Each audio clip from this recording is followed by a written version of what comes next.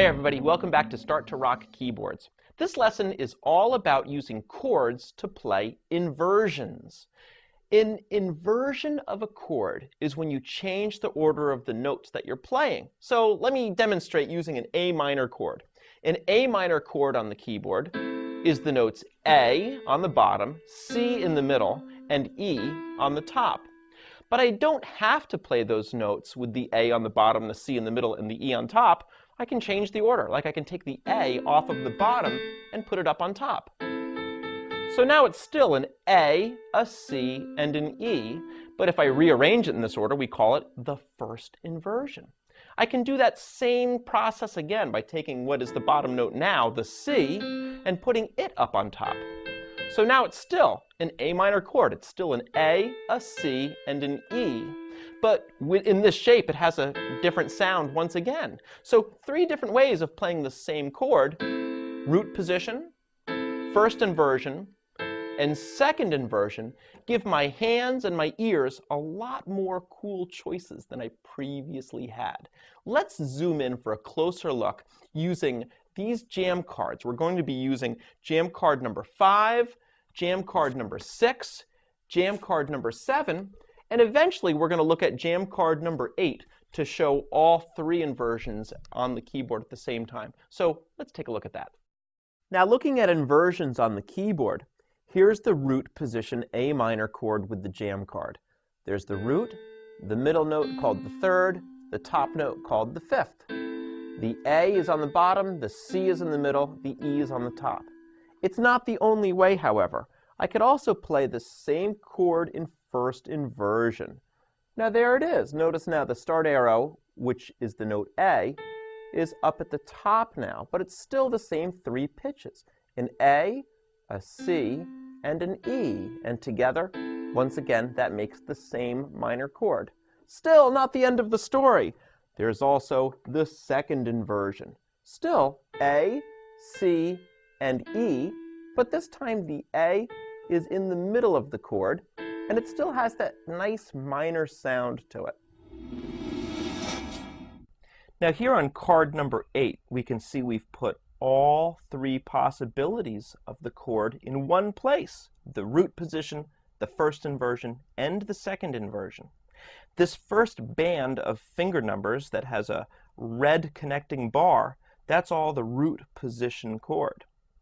The middle yellow band of finger numbers is the first inversion of the same chord.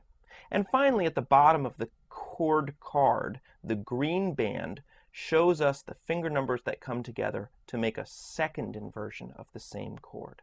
Now let's apply this to playing the keyboard. Here we go. Once again, we're just going to use 2 hands at first to get the idea going. Root position. First inversion. Back to root.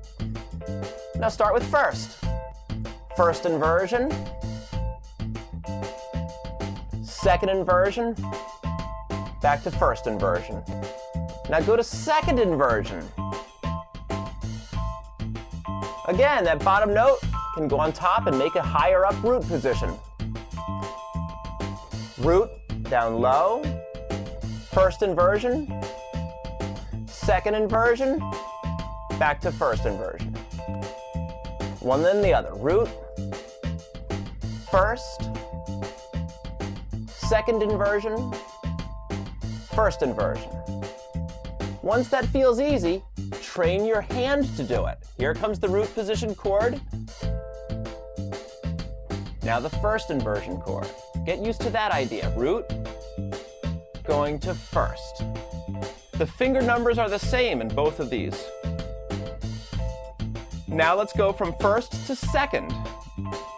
Here the fingering changes. Second inversion, back to first. Let's do second going up to the next root. There it is.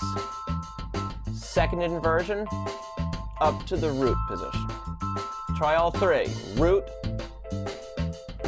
first, second, root. One more time. Root position. First inversion. Second inversion, root. Just to make it even clearer, I've asked my friend Frankenstein to help me explain chords and putting the notes in a different order.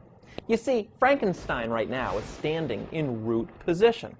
But if I take the bottom off of Frankenstein and put it up on top, now Frankenstein is in first inversion. And if I take the bottom and the middle and put them on top, now Frankenstein is in second inversion. So there it is, chord inversions in a nutshell. It takes a little bit of time to teach your fingers how to do them and get your brain around it. But be patient with yourself, go over the lesson a few more times if you need to, and just continue trying to play with the idea. Like I said, once you have them in your hands, they're a lot of fun to use. Enjoy and rock on.